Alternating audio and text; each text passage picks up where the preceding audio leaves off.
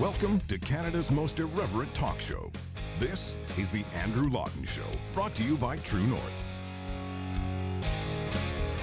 Coming up, the Liberals embrace the Great Reset they told us was a conspiracy theory, facts and COVID coverage, and Elections Canada's blow against press freedom. The Andrew Lawton Show starts right now. Welcome to Canada's most irreverent talk show. This is the Andrew Lawton Show on True North. We are hitting the reset on another episode of the program. Perhaps it will even be a great reset. Who the heck knows?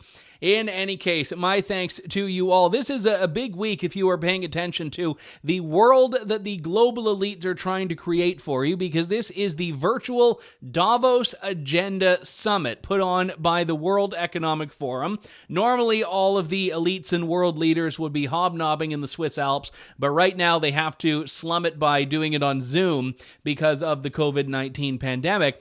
But nevertheless, the Davos Agenda this week aims to put forward the Great Reset Initiative. It is, according to the World Economic Forum, the official launch of this Great Reset Initiative that purports to create a new form of capitalism and take advantage of the fact that the pandemic has just devastated the economy to rebuild the world in the image that people like Klaus Schwab and the UN and all of these other organizations and individuals tend to want, a world that they have not yet succeeded at putting into place without the pandemic. The problem is that people on the left insist that it is a conspiracy theory to talk about the Great Reset, even though it's the name of a book and it has its own website, and the World Economic Forum is entirely proud of the Great Reset Initiative. This is what came up when Justin Trudeau indicated that he wanted to partake in a little bit of a reset. Remember this? This pandemic has provided an opportunity for a reset. This is our chance to accelerate our pre-pandemic efforts to reimagine economic systems that actually address global challenges like extreme poverty, inequality, and climate change. And then, of course, people like Conservative MP Pierre Poilievre rightfully draw attention to it, point out the similarities between Trudeau's reset rhetoric and Klaus Schwab's reset rhetoric, and then Trudeau accuses them of peddling conspiracy theories. The difficult moments we're in, it's nice to be able to try and find someone to blame, something to point to, something to get mad at. I think we're seeing a lot of people fall prey to disinformation. And if Conservative MPs and others want to start talking about conspiracy theories, well, that's their choice. Well, if that's the case, the conspiracy has certainly thickened, because this week, Chrystia, Freeland, and Patty Hajdu are among the vaunted speakers of the World Economic Forum's Davos Agenda. Yes, the two Canadian cabinet ministers are actually speaking part of this week of events that aims to launch the Great Reset Initiative. Chrystia Freeland is speaking about stakeholder capitalism, and of course, Patty Hajdu is speaking about restoring cross-border mobility. This is the woman who said that border closures are racist and don't work, and then went all in on closing the Canadian border, which will have been closed for coming up on a year quite soon. And then she's the one that they want to speak about reopening the world, which I'll just let you take from that what you may. But the problem is, while everyone is speaking at the Davos Agenda this week, the keynote speaker, the person who kicked things off, was none other than Chairman Xi. Yes, Xi Jinping spoke and actually tried to double down on the globalization and globalism that so many people are critical of in the World Economic Forum's mandate. And he actually took aim at the arrogant isolationism. He didn't call out Donald Trump by name, but you could tell it was an attack on Trump, and said that we need to go down even further the road of multilateralism and globalization and the UN-led international order. And he called for adoption of the UN Agenda 2030 and other things like this. And if you watch the whole speech, it's not something that really aligns with the China that we all know. But there's something very revealing in this.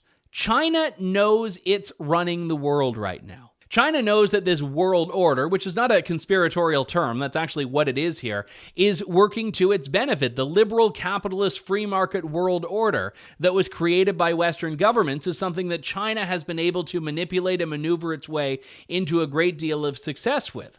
So why would China want to mess with it?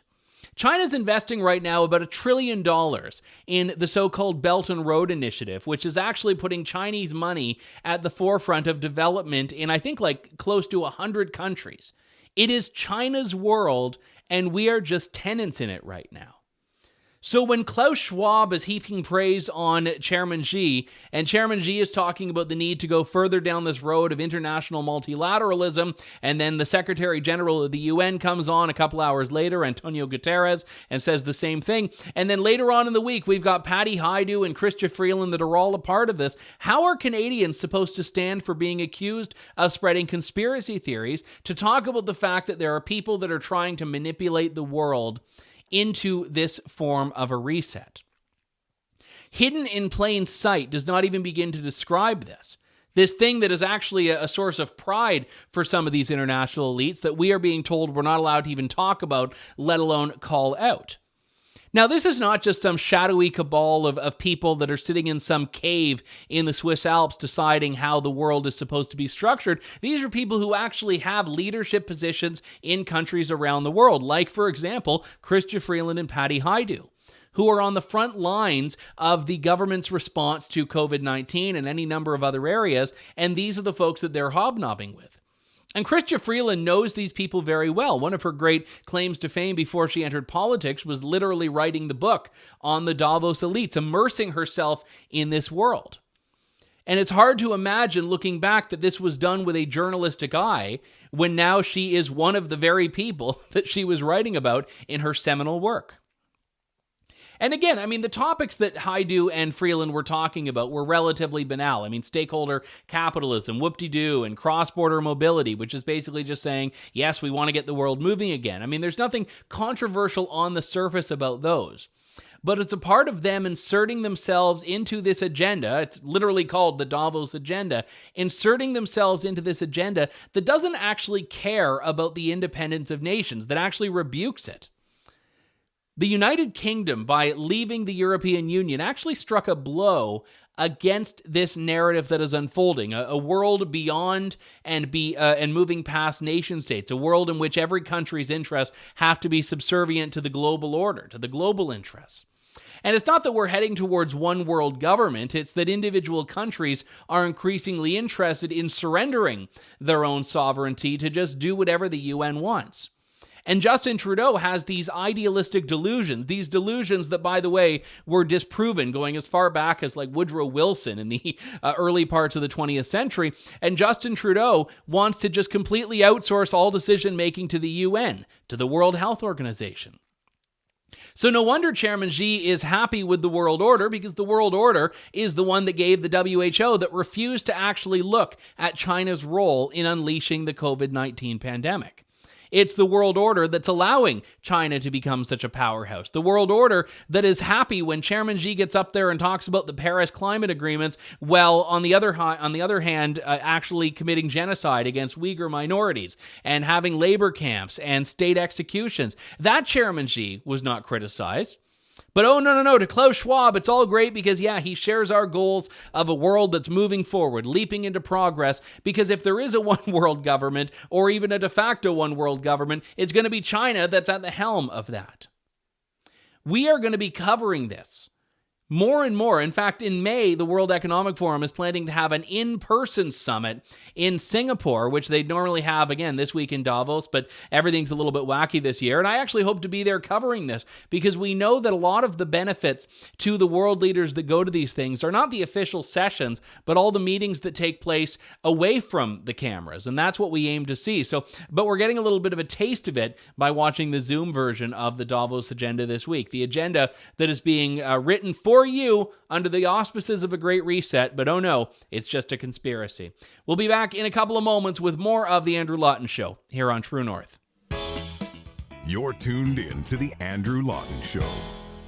Welcome back to The Andrew Lawton Show. I want to talk about a story that actually emerged in my neck of the woods down in southwestern Ontario over the weekend that has become a national story, and it involves one of the youngest COVID-19 deaths in the country. The death of a young man, 19, named Yassine Debay, who was a contract cleaner at a long-term care home near London.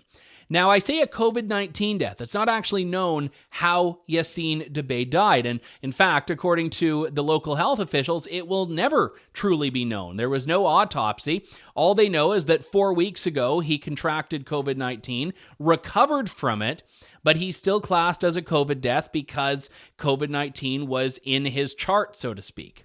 Now, this is tragic no matter what, and I actually don't like talking about this because I don't like that this has to be put through a political lens.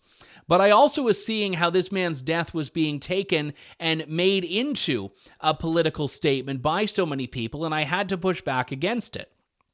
The fact is, we don't know how he died. We never will know how he died, given the way they report these things and what the health unit has said. But this is how it was reported. Just take a look at the beginning of this clip from CTV London. Yassine Taab is the first person under 20 in Ontario to die from COVID-19. The 19-year-old passed away Thursday in South London. And of course, that old line about how a lie has gone around the world before the truth has put its pants on is very much the case. I'm going to go rapid fire here. Catherine McKenna says, very sad to hear about Yassine Debay, a frontline LTC worker who passed due to COVID.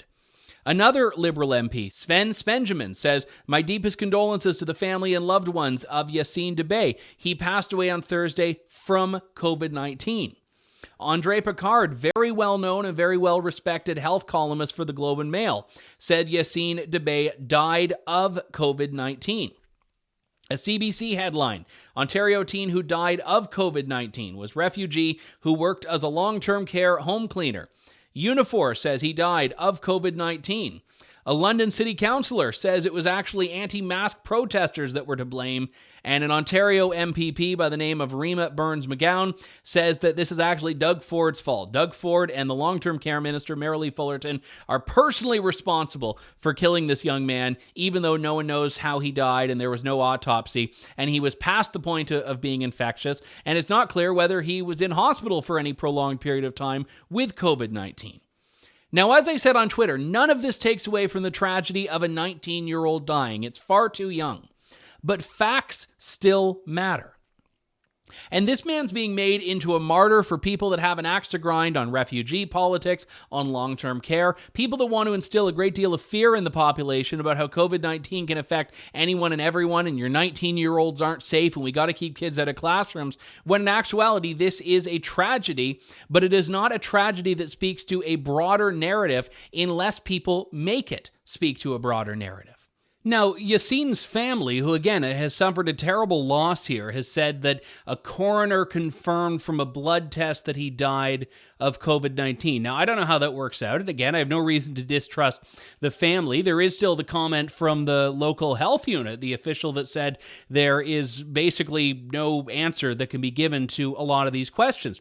But the whole point is, even with this, at the time that all of these people were saying what they were saying, when Catherine McKenna was saying died of COVID, Andre Picard, when all of these people were misplacing those very significant prepositions, it simply wasn't known. And in many cases, it still isn't known, which is why the data collection issue here is such an important one that needs to be rectified. We've got to take a break. We'll be back with more of The Andrew Lawton Show in just a moment. Stay tuned. You're tuned in to The Andrew Lawton Show.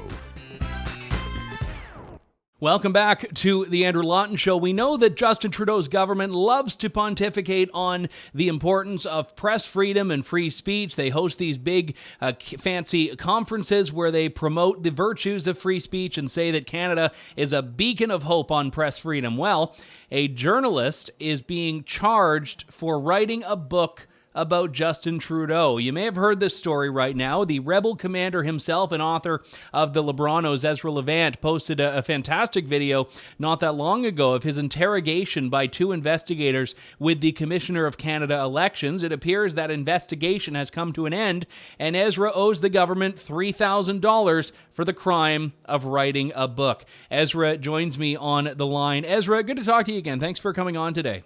Oh, my pleasure. Thanks for having me.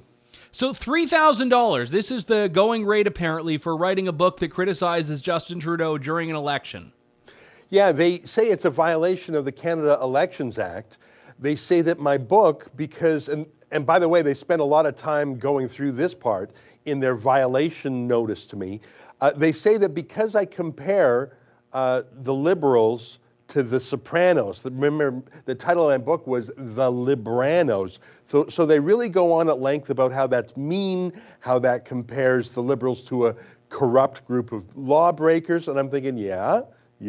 Anyways, they say because it's mean, that is tantamount to a campaign ad. And because we sold so many books during the election, that's an illegal campaign activity. Except for two things. First of all, Section 2 of that same Canada Elections Act specifically exempts books and the promotion of books as long as they're sold at a reasonable price. And I think my book was sold for $15, which was probably a little bit high, in fact. And it applies to the promotion of books, too. So we had billboards and lawn signs and videos and internet ads. Like we had about 5 different ways, and they all use that language, the Libranos. So it's exempt. Section 2 of the Act says it's exempt. Even if Section 2 of the Act didn't say so, we have centuries of common law and our Charter of Rights and our Bill of Rights, which protects political speech, freedom of the press. So there's no way that my book is illegal. We don't have illegal books in Canada. Let me throw one last thing at you, Andrew. There were 23 other books published at the same time in the 2019 election about Justin Trudeau. So mine was one of 24 in total. The other 23 were either sort of wishy-washy or extremely pro-Trudeau. For example, there was a book written by the CBC's Aaron Wary, total love letter to Trudeau. So you could say that's a campaign ad for Trudeau, except of course it's a book, so it's exempt. The police who interrogated me, they were 30-year veterans of the RCMP, they told me.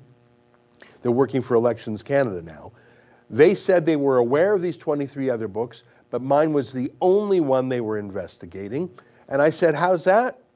You know, isn't that proof of what's going on there? And they actually said to me, well, you can complain about them. No, I'm not a censor. I'm not this crazy book burner. But they admitted I'm the only book they're prosecuting. And by the way, I'm the only book that criticized Trudeau. That's a really bad look for a G7 country. Not that it matters in the grand scheme of things, given the implications of this charge that you've had leveled against you, but was it just the ads that you were charged for, the posters, the signs, the billboards, or was it those as well as the book itself? You know, I'd have to look at the exact wording. I don't have the violation in front of me, but they specifically mentioned the image. We had an artist, I don't know, for those, I mean, The Sopranos, a lot of the kids these days don't know what that is, but for people in the 30s and 40s, they might recall that show, The Sopranos. It's about 20 years old now. They had this promotional poster that showed Tony Soprano and his Soprano family looking very menacing. Mm-hmm. So the book cover of The Libranos was an homage to that. It had Trudeau and his henchmen. Bill Morneau was in it, Catherine McKenna. It was a total spoof. I guess you only really got it if you understood the original Sopranos thing. So it's probably a bit of a dated reference now. But so what was on the billboards was exactly what was on the cover. We used the same artwork. The only thing is our ads had 3 words on them, buy the book. So it was just the cover mm-hmm. of the book that said buy the book. Those were found in violation. I'm sorry, I don't have it in front of me, but you can read the violation for yourself. We put them on the internet at saverebelnews.com, so folks can read it. You can also see my interrogation at the hands of these officers. Mm-hmm. Can I throw one more wrinkle at you? And I thought this was crazy. When I was being interrogated and this was a year ago, they asked me to go to their high security headquarters in Gatineau, Quebec, so I did. And then but I didn't tell them I was recording them because I knew no one would believe me. I didn't know what they were going to say, but I knew it would be so crazy that no one would believe me if I didn't film it. So I went in there with a hidden camera. That's the only time I've ever done that in my life. I was very nervous about it, but it worked. Not nervous to do it. I was nervous that the camera wouldn't work, but it worked great. And you can see in that videotape, and we have that on that page, saverebelnews.com, I asked the cops, I said, I've come all the way to Gatineau, Quebec to meet you. I've come here voluntarily. I didn't tell them I came to record them also. I said, I've come here to meet the complaint, but you haven't shown me the complaint yet. Can I see the actual complaint that started this whole thing? Can you tell me who complained? And they said no. They refused to show me the complaint. They refused to tell me who the complainant was. I said, how can I meet a child? I've come all the way to Gatineau. Yeah, you have a right to face your accuser, except you don't in this proceeding. Yeah, and to this day, that was a year ago, remember, so they convicted me now. They still haven't shown me the complaint or told me who the complainant is. And I know this is just one more level of crazy. They didn't actually invite me to their hearing or trial or whatever it was. The last interaction I had with them was a year ago. They investigated me, they interrogated me or whatever, and then there was no hearing. There was no time to come and present an argument. They knew I had a law firm because I had my law firm talk to them about a few things. So they knew who I was. They knew how to get in touch with me. They knew who my lawyer was and how to get in touch with them. But they didn't tell either me or my lawyers there was going to be a hearing or a panel. I don't even know. Maybe it was just one guy who said he's guilty. We weren't invited to that. We didn't know how that it was. We weren't even invited to make written submissions. We were just told out of the blue that we were convicted and fined. It's absurd. Obviously, we're appealing, and we're going to challenge the underlying constitutionality of this law. And I think that the fact that they're doing, I think it's absurd. I think it looks really bad on them. But the fact they're proceeding nonetheless tells me we're in a new era, Andrew, where shame and our cultural memory of being a free place no longer carries weight. And it's been a few days since I rang the alarm about this. And other than you and one of your colleagues at True North, I don't think I've seen any coverage of this in the Canadian media. And I think it's because I'm conservative, I'm a bit of a troublemaker, a gadfly, some would say. So either out of personal distaste for me or political disagreement with me, the fancy people, the intellectual class, have decided, all right, we're fine with an author being convicted in absentia. We're fine with an author being hit with $3,000 in penalties. Well, because they know their worldview insulates them from this, and that's the big danger of this. It used to be back in the era of the Human Rights Commission fights, there was a principled response from journalists because they understood the broader implications of what was happening. And I do have to ask you about that battle, because I recall one of the big shortcomings in people that support free speech's ability to fight against the Human Rights Commissions is that it wasn't really happening in a real courtroom, and very similar to what's happening here. This is a hearing that takes place behind closed doors. It might not have even been a hearing. Do you have the ability under this law to fight this in a real court? Well, you know, I gave it to our lawyers and I asked them to look at the appeal, and it will eventually get to a real court. I think the first appeal, believe it or not, is within Elections Canada. Of course. Don't hold me to that. A body that has served you so well up until this point in this investigation. So we'll probably lose that one too. I don't know. But I've told the lawyers, it's the same lawyers that argued for Rebel News alongside you and your lawyers at the Federal Court of Canada to get into the election debates. So we've got great free speech lawyers, Aaron Rosenberg, David Emelet. They were with you when you won that free speech battle. So these are the same guys I'm using. Don't mess with success. These guys got it. So I said to them, appeal this finding, but also challenge the underlying law. Because look, if we don't do it, who will?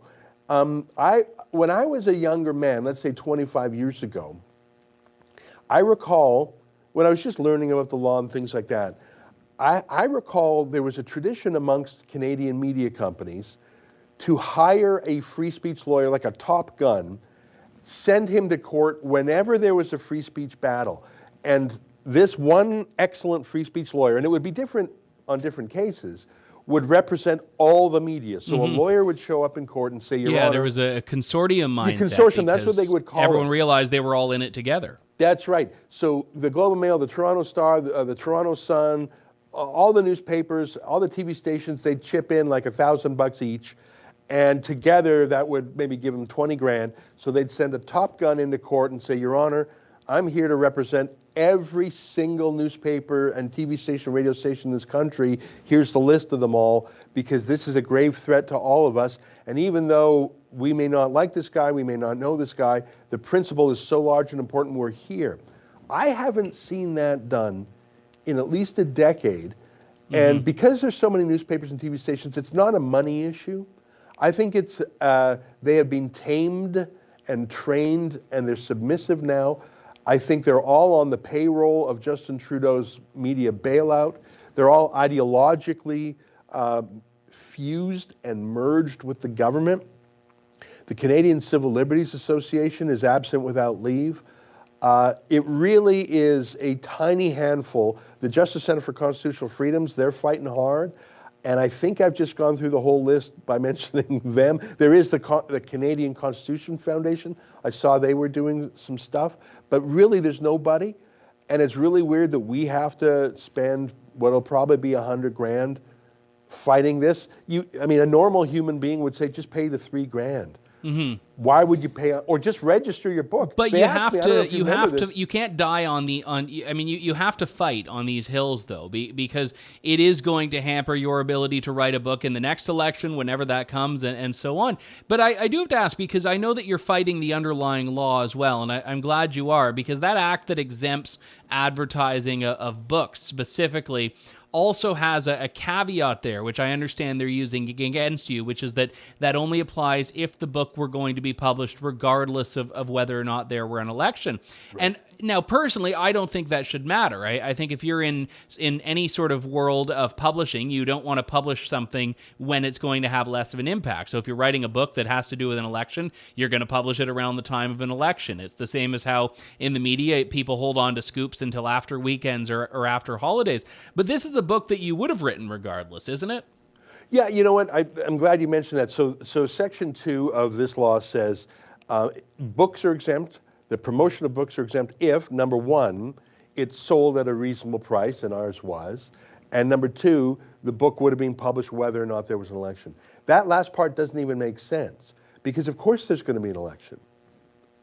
And if there's not going to be an election, well, then we are in grave danger indeed. And that's not even a joke anymore. They've delayed elections in New Zealand. They've delayed elections in the United Kingdom using the COVID emergency as an excuse. So it's not even unthinkable that elections would be delayed. That wording doesn't even make any sense.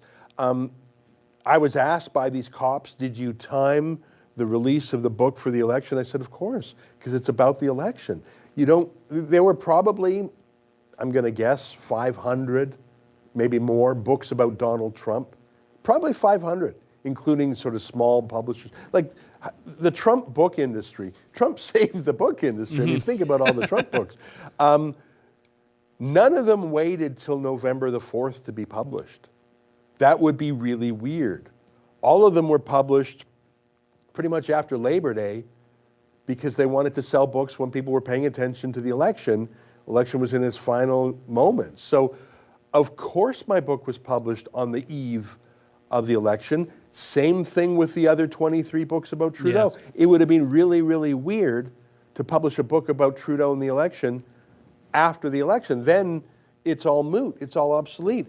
And if they're trying to make that against the law, I mean, by the way, if they are saying that's against the law, well, then all 24 books are against the law.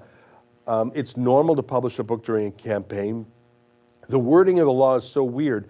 Whether or not there's an election. Well, if there was no election in Canada, you're darn straight I would publish that book. Yeah, and it's more than books we need to be doing at that point. All right, well, we wish you the best in this. Please do keep us updated. Ezra Levant, the Rebel Commander and author of the now banned book, effectively, The Libranos. Ezra, thanks very much for coming on today. Thanks, Andrew. That was, of course, Ezra Levant, and you can get all the details at rebelnews.com. And that does it for me for today. We'll be back in just a few days with more of Canada's most irreverent talk show. This is the Andrew Lawton Show here on True North. Thank you, God bless, and good day, Canada. Thanks for listening to the Andrew Lawton Show. Support the program by donating to True North at www.tnc.news.